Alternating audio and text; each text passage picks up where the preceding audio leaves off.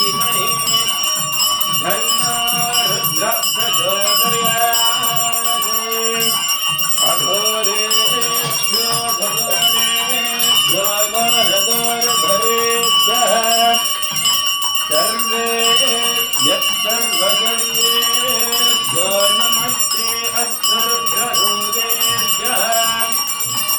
ॐ भामदेवाय नमो ज्येष्ठाय नमः ज्येष्ठाय नमो रुद्राय नमः कालाय नमः कलविकरणाय नमो फलविकरणाय नमो फलाय नमः बलप्रमथनाय नमः सर्वभूत